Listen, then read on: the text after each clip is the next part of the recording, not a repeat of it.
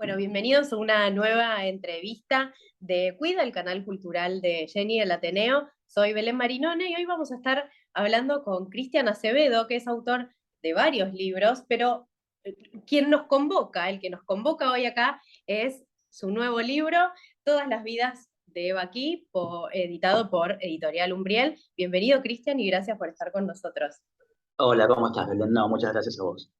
Bueno, ya te conocíamos de dos libros muy populares y muy bestsellers, pero en este, que tienen como una dinámica muy particular, tus libros, y una construcción narrativa muy particular, pero en todas las vidas de Eva Key hay un elemento principal que es la memoria.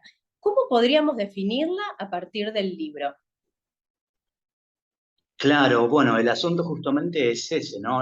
La búsqueda surge a partir de preguntarme justamente eso, ¿qué es la memoria? ¿Qué es el olvido? Esas preguntas que se hace uno o que podría hacerse uno cuando está llegando al posible final de su vida, donde lo único que queda prácticamente es eso, es la memoria. Entonces, en esta historia nos encontramos con eso, ¿no? Con la memoria de Eva aquí, con la posible memoria de Eva aquí de sus muchas vidas, donde ella, a través de sus relatos, nos hace cuestionar justamente eso. Eh, lo real de aquello que recordamos, cuán cierto es lo que nosotros llamamos como memoria, y por otro lado, cuán cierto es aquello que ella escribe, porque ella es una escritora y nos está contando quizás ficciones, ¿no? De esas posibles vidas pasadas. Aclaremos que, bueno, Eva aquí tiene la posibilidad de recordar algunas o muchas de sus vidas pasadas y está ella escribiendo en un geriátrico desde donde nos cuenta esas vidas pasadas que ocurrieron en diferentes épocas y en diferentes lugares. Pero justamente eso que me preguntás, no te lo puedo responder porque justamente creo que una de las preguntas que motivaron a escribir la historia. Bueno, ya adelantaste algo, spoileaste algo, Ujú. y en este libro justamente hablamos, bueno, o la escritora, digamos, que es la protagonista de esta historia, puede recordar vidas pasadas. Eh, ¿cómo empieza? Voy a dejar a Eva aquí de lado para meterme con vos. ¿Cómo empieza esta vida, tu vida presente, y tu acercamiento a la literatura? Empieza desde muy chico. Mis padres me criaron de una manera en la que yo era bastante sobreprotegido, era hijo único, o al menos lo fui durante 7 años, y prácticamente no me dejaban salir y demás, entonces lo que tenía en casa eran libros. Surge la anécdota siempre que vaya uno a saber si es verdad, si forma parte del mito o no, que mi padre estaba leyendo el diario y yo siempre estaba interesado por a ver qué era lo que estaba haciendo y él me iba diciendo qué era lo que decía en el diario, ¿no? Y que a los 3 años le dije, mira, papá, acá dice tal cosa, ¿no? O sea, sí, mi acercamiento siempre a la lectura fue aparentemente desde muy chico y eh, sin embargo, mis padres no me motivaban a leerlo, los libros estaban y yo iba y los leía. Entonces, eso hizo que por ahí de muy chico leyera El Padrino o La Profecía, al margen de que después fui construyéndome como lector a partir de Julio Verne y las lecturas quizás más clásicas, ¿no? Que por ahí correspondían más a mi edad. Pero me parece que tenía que ver con que de chico encontré que era muy interesante la lectura sin que fuera promovida por mis padres. Al día de hoy viven los dos y sin embargo ninguno de los dos son grandes lectores, ¿no? No tenían una biblioteca gigante como por ahí quizás algunos podemos permitirnos ahora, era otra época también, eran otras condiciones, pero sin embargo había un interés natural en mí y como siempre, cuando uno está muy interesado en leer, tarde o temprano empieza a interesarse también por la escritura. Escribí desde muy chico, obviamente son cosas que nunca nadie leyó y que yo ya no conservo por suerte tampoco, hasta que hará cosa de 10 años empecé a interesarme de verdad por la escritura y empecé a leer ya de una forma más práctica, intentando ver cuáles eran esos resortes, cómo era que hacía cada uno de los autores que me gustaban para escribir esas historias. Eh, Así que bueno, fue muy de a poco, fue con mucho placer, pero principalmente motivado por el interés por la lectura. Bueno, hablábamos de vidas pasadas, pero también en el libro hay muchas influencias de otras lecturas que tenés vos. ¿Cuáles son las influencias más marcadas en todas las vidas de Baki? Reconocí, cuando ya llevaba escritas unas 20 páginas, dos principales que, que son a las que me aferré cuando ya sabía más o menos qué era lo que quería escribir. Una es El Pasillo de la Muerte, de Stephen King, que tuvo la adaptación cinematográfica Milagros Inesperados, porque era un anciano escribiendo desde un geriátrico recordando un evento en particular. Y por otro lado, Las Memorias Póstumas de Brás Cubas, de Machado de Asís, que aunque tiene otro tono muy diferente, más irónico y, y va por otro lado, sí reconocí que como también eran capítulos cortos donde él iba recordando ciertos eventos, me parecía que tenía que aferrarme a esas dos historias al margen de que después el tono de todas las vidas de Oaki no es igual a ninguno de los dos. Después, cuando ya mediaba la novela, fui en búsqueda de todas las posibles influencias, que siempre las influencias son todas, ¿no? Porque cuando uno se pone a escribir, las influencias son la vida que uno tuvo, la infancia, las películas que vio, los libros que leyó, pero creo que con esos dos está bastante bien. Bueno, la protagonista, Eva Key, es mujer, al igual que en Matilde debe morir. Y Ujú. en el siguiente libro, Matilde decide vivir. ¿Por qué elegís como protagonistas a mujeres? En este caso, donde la narradora nos cuenta la historia en primera persona, lo elegí porque me resultaba más interesante, porque era también un desafío más grande para mí, porque no solo era una mujer, sino era una mujer de tercera edad. Entonces era como la posibilidad de mentir todavía más, de hablar, por un lado, porque digamos que me, me tranquiliza o me relaja escribir desde un personaje que sea totalmente diferente a mí, porque en ese caso tengo la sensación de que no me estoy exponiendo, de que está hablando alguien totalmente diferente a mí, y era un desafío, ¿no? Escribí ese comienzo, que una vez nací, un 20 de enero, mi nombre es Sebaki, y a partir de ahí fui encontrando la voz y disfrutando y reconociéndola, pero ya te digo, tiene que ver justamente con el desafío de escribir desde un lugar totalmente diferente del mío. En las novelas anteriores, en realidad, el narrador era diferente, aunque la protagonista sí era también una mujer. Creo que tiene que ver con que eh, si vas a elegir un protagonista y la historia va a rondar el amor o todas sus posibilidades, si sos hombre, lo ideal o lo mejor para uno es que la protagonista sea una mujer. Mm. ¿Y cómo, digamos, cómo te nutrís para poder construir un personaje femenino? Porque siendo varón hay muchas cosas que, bueno, se te escapan por obvias razones. ¿De qué te nutrís?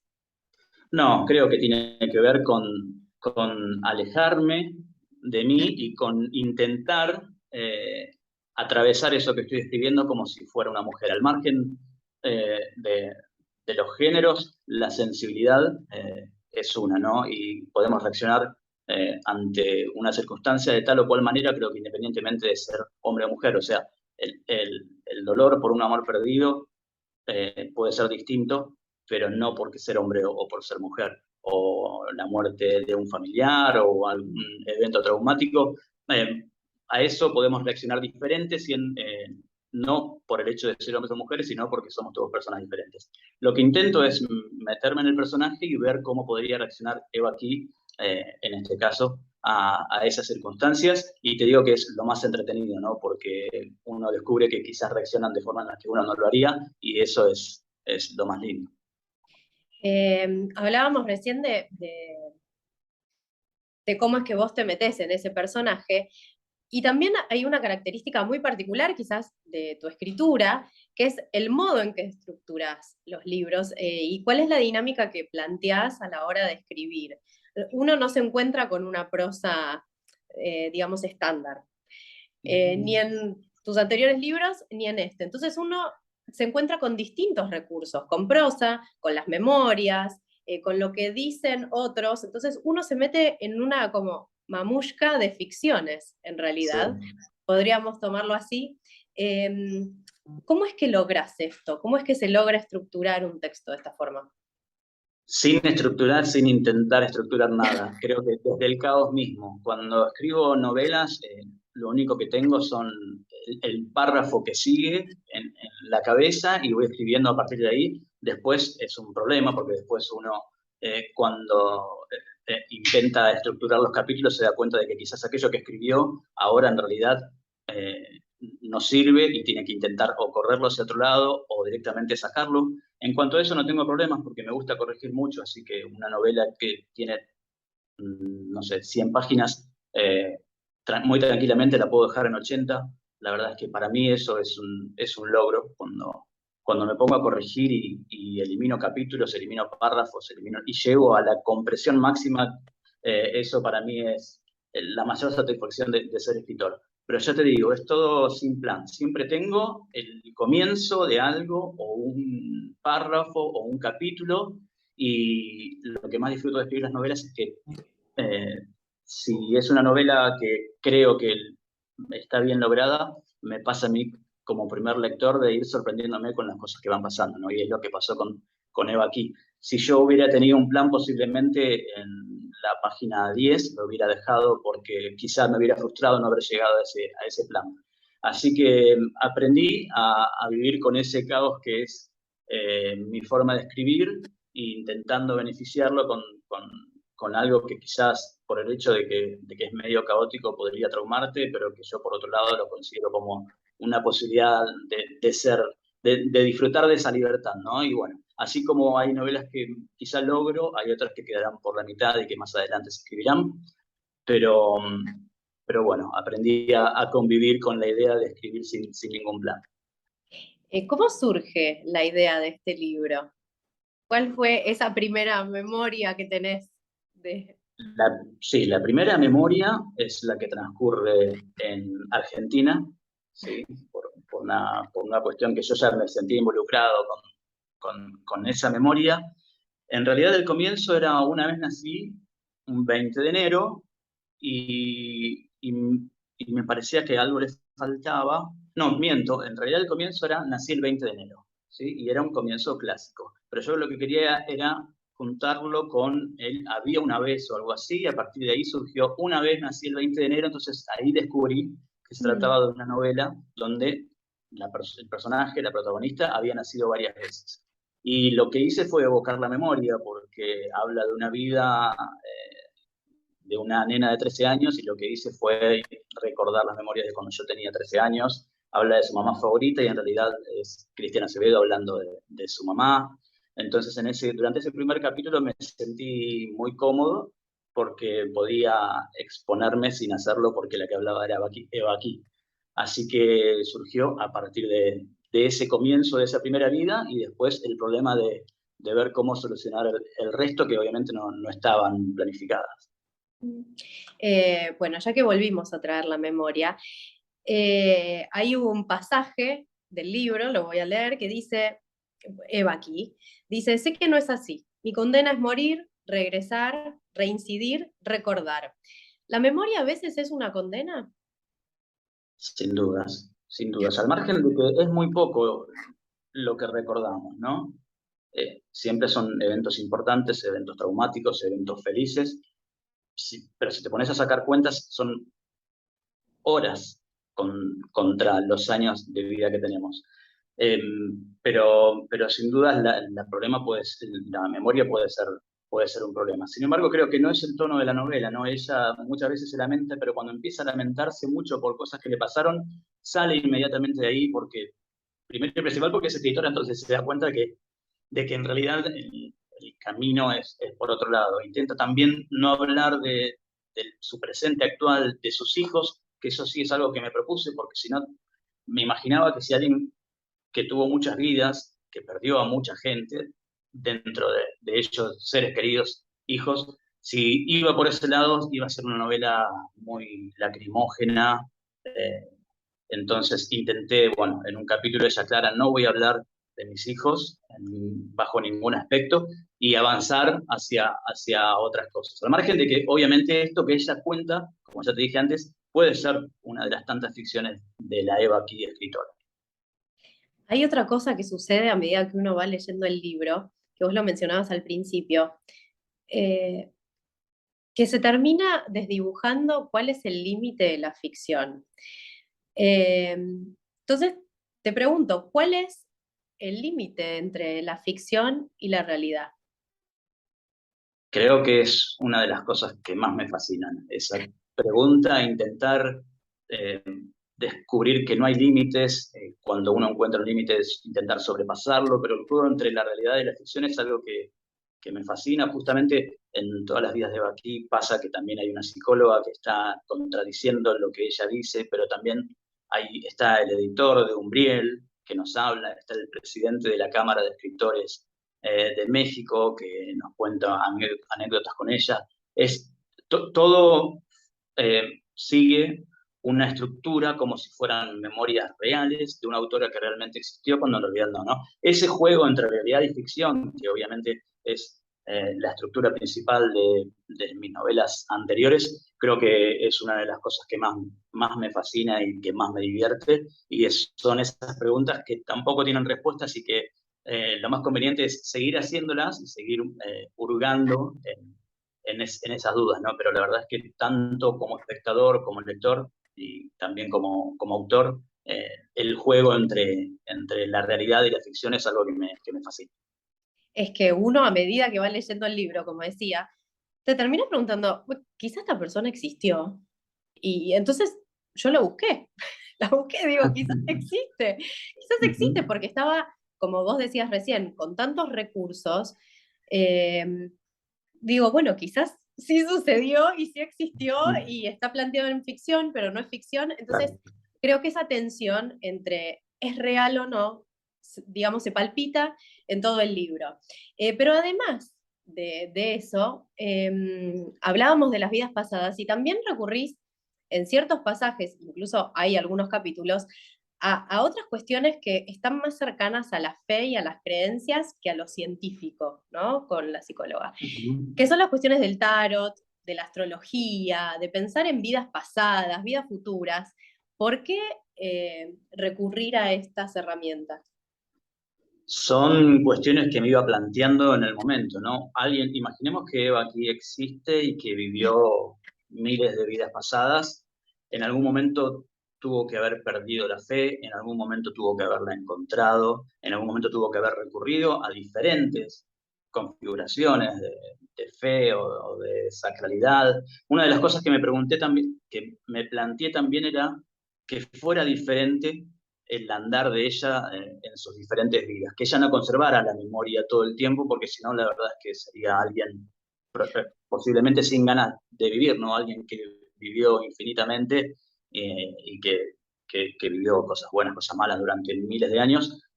Creo que no se sentaría a escribir nada, no le interesaría para nada. Y sin embargo, recurría la, a una de las opciones que tenía cuando estaba escribiendo, era que ella en realidad la memoria le llegara a medida que iba avanzando en su vida. Cuando tenía 15 años, ella iba recordando las cosas que ocurrían durante los primeros 15 años de otras vidas. Entonces, permitía que fuera una persona con la inocencia, que son los nenes cuando crecen, o con las características de un adolescente. Digo, si no, hubiera sido alguien muy cansado, muy agotado de la vida, alguien que no tuviera ganas de vivir.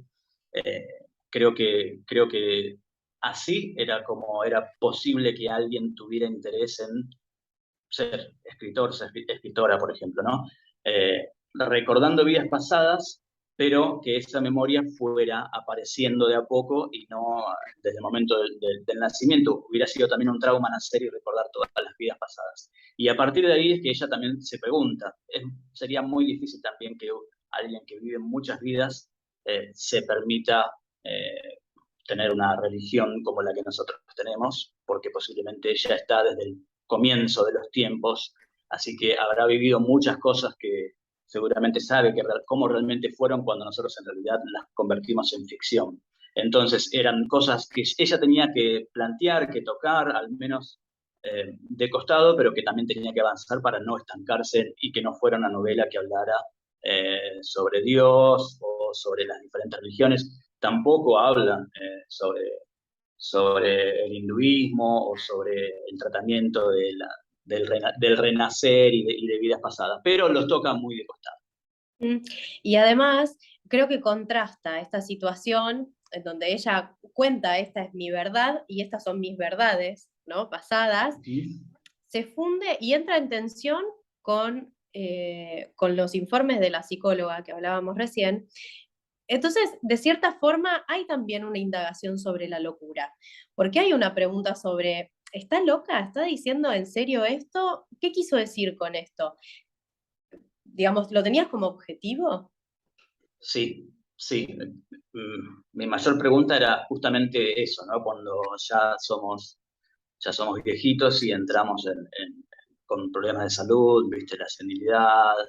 Eh, yo hacía muy poco había vivido algo muy similar con mi abuela y entonces empecé a plantearme esas cosas, ¿no? Como alguien que puede ser muy lúcido durante toda su vida, en el último tiempo puede perder esa lucidez. Que es, por otro lado, algo natural, digo, no es una excepción, sino que es algo que más tarde o más temprano nos va a llegar. Entonces sí, sí fue intencional plantearme eso y planteármelo otra vez sin responderlo, que estuviera en tensión tanto lo que opina el editor como lo que opina la psicóloga, en concurrencia con lo que ella está escribiendo y narrando. Ujú. Pero eso sí es algo que no sé en qué punto de la novela me lo planteé, pero que sabía que era algo que estaba, algo que directamente surgió y que no podía eludir. Otro de los elementos que está presente en la novela, o vamos a decir en el libro, porque no sabemos en realidad si es ficción o no, otro de los elementos es el amor, que se va marcando y va también marcando un pulso y esta protagonista también lo hace muy presente y como vos decías, de distintos modos en esas distintas vidas que tiene. ¿Qué concepción de amor o cómo podríamos conceptualizar el amor en esta novela? Me da la sensación de que si ella se pone a escribir, lo, la mayor motivación me parecía que tenía que ser el amor, ¿no?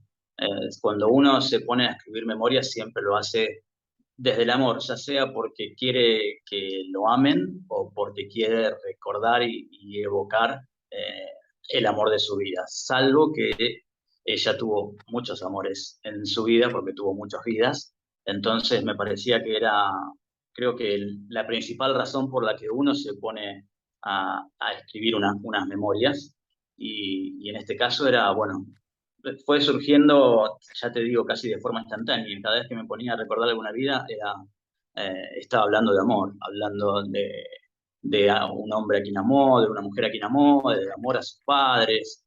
Me parecía que no había otra cosa para contar más que el amor que tenía Eva aquí por esas personas. Ujú. Y que además, si uno se lo pone a ver bien, digamos, en la época en que Eva ama y ella cuenta que se enamora de Elizabeth, también es una época en la que eso no está naturalizado o no está como bien, digamos, bien visto o normal como para nosotros, ¿no? Entonces, eso también juega una carta y cómo persiste, ¿no? Porque no eran amigas, o sea, no eran amigas. Ya no eran Eso, amigas, pero hacían pasar por amigas, ¿no? Que es lo que uno cuando empieza a investigar comienza a imaginarse y a crear posibilidades. Pero sí, bueno, el amor fue siempre el amor y al margen de que ahora discutamos cosas que son quizá para nosotros más naturales, en otra época quizás no se discutían, pero existía el amor entre hombres, el amor entre mujeres existió siempre, porque es una de las formas del amor y bueno, creo que, según me han dicho, creo que fue uno de los amores más entrañables, según los lectores, y para mí también lo fue, al margen de la tragedia, de cómo termina, pero bueno, para alguien que está contando sus memorias, todos los amores anteriores terminaron en tragedia de una forma u otra porque terminaron. Así que me permití a mí también tocar un tema sin que fuera porque estaba en agenda, sino porque era natural que en alguna de sus vidas se enamorara de una mujer, en otras se enamorara de hombre, era algo natural. Bueno, y también hay en esto de los amores, cuando ella asume y se da cuenta que está enamorada de un varón, eh, toda esa vida, vamos a decir, remite mucho a las mil y una noches. Ujú. Y hay una cuestión de culpa también de ella, de por qué amo a este hombre Ujú. asesino. Sí. Bueno, es que me parece que es lo que ocurre, ¿no? Una persona que es maltratada o que se relaciona con un cretino, ya no digo con un asesino de mujeres, pero digo con un cretino, eh, en algún momento debe sentir culpa, en algún momento, al menos de su intimidad, debe sentir un poco de culpa, porque eh, no digo una culpa exterior, sino una culpa muy interna, ¿no? Porque ¿cómo puede ser que ame a este tipo que es un verdadero cretino, no ya un asesino, porque ya sería otra cosa, ¿no? Me parece que uno se plantea, que es lo que se plantea también cuando uno sufre mal de amores, ¿no? ¿Cómo puede ser que esté enamorada de este tipo o de esta mujer después de todo lo que me hizo? Desde ese lugar fue que lo planteé, me parecía también que habría muchas más posibilidades, ¿no? Porque, bueno, en la historia de las Mil y Una Noches, lo que hace la narradora es ir haciendo tiempo durante Mil y Una Noches contándole historias para que él no siga, bueno, para que no la maten a ella, pero también para que deje de matar mujeres porque por una cuestión de celos, había matado a un montón de mujeres. Entonces, también me daba la posibilidad a mí de insertar historias de las Mil y Una Noches, porque hay una o dos que Eva aquí le narra, inventármelas, pero también escribirlas con el tono en el que están escritos algunos de los relatos de las Mil y Una Noches. Eh, pero ya te digo, era un planteamiento que me parecía que abría más puertas de las que cerraba, porque es natural que uno se enamore de una persona que después termina lastimándote. Eh, otra de las cuestiones que tiene la protagonista es que ella dice que tiene, eh, espera que el recodo de los milagros, ahí está, no me entendía la letra, el recodo de los milagros, ¿no? Ese rinconcito donde ir. ¿Cuál es tu rinconcito? No tengo uno. Tengo hijos grandes, así que van y vienen todo el tiempo. Un departamento chico en el que me mudé hace muy poco, así que de forma literal y de forma física no tengo un rincón. Para mí es algo que no me puedo permitir, así que me fui adaptando, acostumbrándome a que mi rincón, perdón, era portátil, que yo iba a hacer mi recodo de los milagros allí donde tuviera un espacio y un ratito para escribir, pero sin dudas el- mi rincón, mi recodo de los milagros es aquel en el que estoy solo en silencio y pudiendo escribir o corregir aquello que estoy escribiendo, pero también leyendo, eh, ya alejándome un poco de la escritura, creo que el recodo de los milagros también es estar justamente con mis hijos, con mi mujer. Creo que sí, creo que aquellos momentos de felicidad que uno tiene muy esporádicamente podría ser considerado el recodo de los milagros. Eh, Otra de las cuestiones, hablamos de tarot, de creencias, de vidas pasadas, hay otra palabra que también se repite mucho, que es el sueños. Sueños. ¿Cuánto hay de onírico en esta literatura, en la tuya y en este libro en particular? La verdad es que es algo que jamás me puse a pensar. En esta historia en particular, lo que pasa es que la invención muchas veces tiene que ver mucho con la forma que toman nuestros sueños, ¿no? Porque de una forma inventamos historias en la vigilia, pero también de una forma ya inconsciente inventamos historias en el sueño. En este caso, surgió quizá por esa ese temperamento que tengo yo de intentar de buscar explicación a todo y de intentar que haya un equilibrio, y en un momento lo explica, y dice, así como recuerda vidas pasadas, Eva aquí también tiene sueños premonitorios y debe tener que ver con alguna búsqueda de equilibrio del universo para que compense. Digo, me parece que era yo intentando buscar compensaciones. Pero creo que sí, que la forma en que soñamos es muy parecida también a la forma en la que inventamos, al margen de que uno lo hacemos de forma consciente y otra de forma inconsciente. Ujú. ¿Crees en vidas pasadas? Me encantaría, me encantaría creer en vidas pasadas porque me daría la pauta de que hay vidas futuras, pero la verdad es que creo prácticamente en nada, aunque la verdad es que, la verdad es que me encantaría que así fuera, ¿no? Porque en algún punto esto ya hubiera pasado en alguna otra vida y en algún punto esto también volvería a pasar en un futuro, así que me encantaría decirte que sí, pero, pero no. ¿Cuáles son tus principales, no de la novela, pero sino en general, cuáles crees que fueron tus principales influencias literarias? Te puedo decir los autores que más me gustan. No sé si influencias, porque cuando uno dice que tiene influencias, en realidad lo que está queriendo decir es que la genialidad del otro a uno un poco se le pegó, ¿no? Entonces, viste, por ahí, claro, queda medio feo decir, no, mi influencia es Borges, porque lo que uno está queriendo decir es, tengo algo de Borges, ¿no? Pero bueno, sin dudas, en lo literario, mi acercamiento de verdad a la literatura, ya con la intención de convertirme en escritor, fue Cortázar, que creo que es uno de los autores que más te abre, más puertas te abre, ¿no?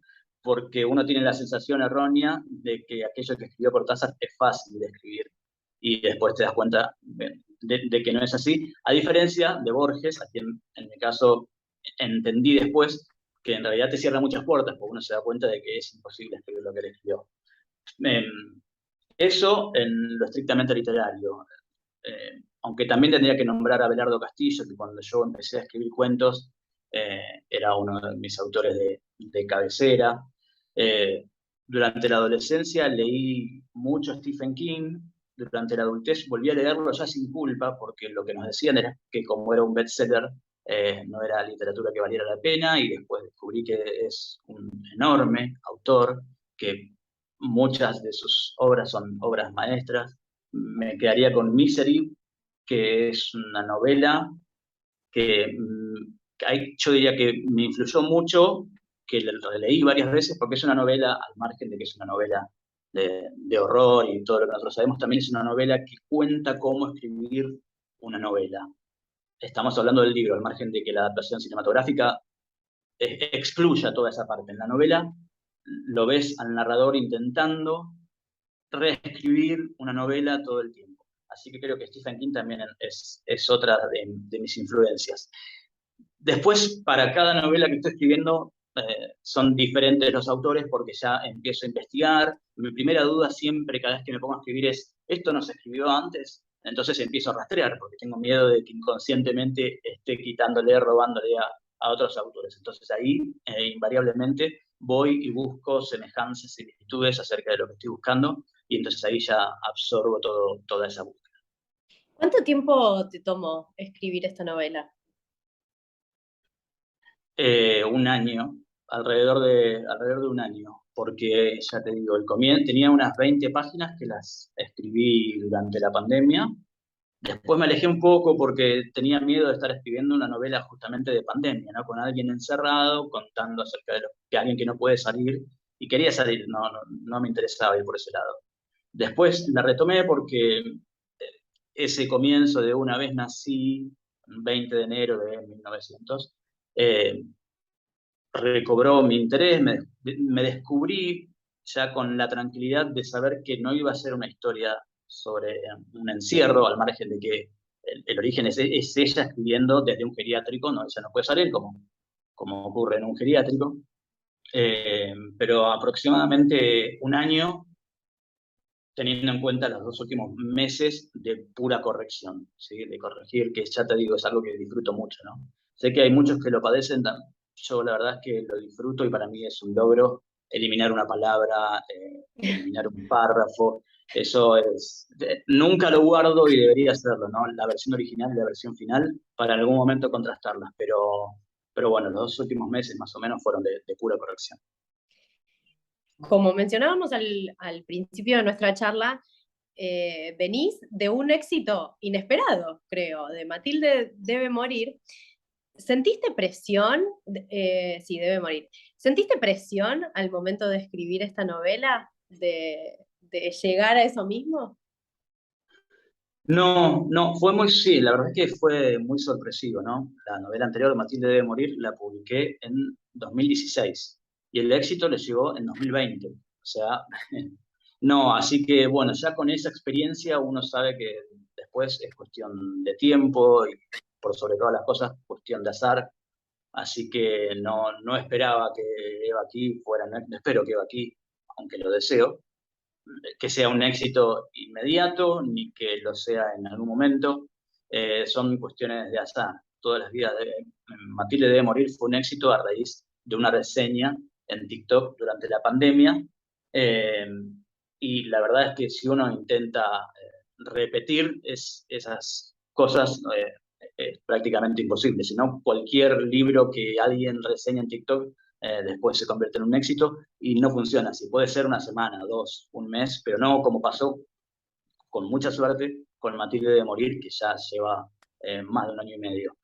Eh, yo la verdad es que con todas las vidas de aquí, lo que sí sentía era un miedo al presentárselo a mi editor, que en este caso era otro, creyendo yo de forma equivocada que lo que querían ellos era justamente otra versión de Matilde de Morir, que por suerte no pasó. Yo tenía miedo de que me dijeran, no, mirá, tu éxito fue con Matilde, sigamos con Matilde, con alguna versión. Y la verdad es que lo que me propuse justamente es escribir algo totalmente diferente al margen de que uno puede rastrear ciertos tonos y ciertas huellas, pero ya te digo, Matilde tuvo éxito principalmente en gente joven, si bien en chicos, adolescentes y demás, y yo escribí una historia donde la narradora es una mujer de 73 años, cuando lo conveniente, lo lógico hubiera sido que la narradora tuviera 15 y contara las vicisitudes de un adolescente. Eh, Así que veremos, el tiempo dirá. No, pero más allá de que la protagonista, la edad de la protagonista, es un texto que te interpela, me parece que tengas la edad que tengas y quizás pese a lo que podría pensar cualquiera, me parece que es una novela que engancha o podría enganchar muy bien a la gente más joven, y a nosotros, obvio, que también somos jóvenes. ¿Cómo definirías este libro? ¿Cómo definirías a todas las vidas de Baki? Yo creo que son las memorias de una escritora que, sea verdad o no lo que escribe, hay mucho de verdad en lo que escribe, que es lo que nos pasa a los escritores. Por mucho que hagamos ficción, se cuela por los intersticios de esa ficción mucha de nuestra vida, de nuestra experiencia, de nuestra, sí, de nuestra memoria. Así que todas las vidas de Baki, sea ficción o sea realidad, lo que ella cuenta, en gran medida es realidad. Así que digamos que son las memorias de una escritora. Ujú. Bueno, para cerrar, no voy a spoilear de dónde estoy leyendo Dale. esto, pero de acá viene mi pregunta. Hay un pasaje en el libro que dice, soñar no cuesta nada, solo tiempo, y a mí ya no me queda más. ¿Con qué soñás que pase con esta novela? Qué linda frase. Me acuerdo que eh, también esa frase era un párrafo mucho más largo y que me quedó así cortita y que después también me costó trabajo ver dónde iría, ¿no? ¿Qué sueño con? En realidad lo que sueño es que me encantaría que se hable de Eva aquí, lo que nos pasaba y lo que comentábamos nosotros recién, que se hable de Eva aquí como si fuera una autora de verdad. Creo que ese sería el mayor éxito de la novela porque sería justamente convalidar eso que hablábamos del juego entre la realidad y la ficción. Me Ujú. encantaría que Eva aquí se hiciera realidad. Y ahora te hago la última, te mentí, no te iba a hacer la última. Dale, Ahora te hago la última. ahora. Qué tendríamos que aprender de Baki? ¿O qué podríamos aprender como sociedad de Baki? Si hay algo que que me impongo cuando me pongo a escribir, es intentar no dejar ningún mensaje, al margen de que, como siempre, los mensajes se filtran. Eh, Creo que si hay algo que podríamos aprender es que, pese a la edad que tenemos, siempre es un buen momento para hacer lo que nos gusta. Si sos una escritora, eh, no hay edad para dejar de hacerlo. Y ella lo que se impone, al margen de que todavía no se sabe si está entrando en un estado de senilidad o no, ella igual se sienta y se pone a escribir, a llevar a cabo su pasión, su vocación, que es escribir. Creo que eso estaría bien, ¿no? Que al margen de que sea nuestro último tiempo, nuestros últimos días, uno puede intentar ser feliz durante ese poquito tiempo que nos queda. Bueno, muchas gracias, Cristian, por el tiempo, por la charla. Quiero recordarles que estuvimos hablando del nuevo libro de Cristian Acevedo, Todas las vidas de Baki, que publicó Umbriel, y que lo denomina ficción especulativa, así que para todos los que quieran entrar en un terreno muy distinto a la literatura, les recomiendo este libro, y muchas gracias a todos los que estuvieron en el canal cultural de Jenny el Ateneo en Quid. Así que si les gustó pueden dejar los comentarios y muchas gracias a vos, Cristian. No, muchas gracias a vos, Belén. Gracias por la entrevista y por hacerme pensar cosas que todavía no había ni siquiera pensado. Así que bueno, me voy con todas esas ideas que me dejaste replanteándome y quizá relea la novela para ver qué tan equivocado o qué tan en lo cierto estaba en las cosas que dije. Con más preguntas que no necesariamente tienen respuestas Eso, para seguir preguntándonos en vidas siguientes. exacto. Gracias. Gracias, Belén.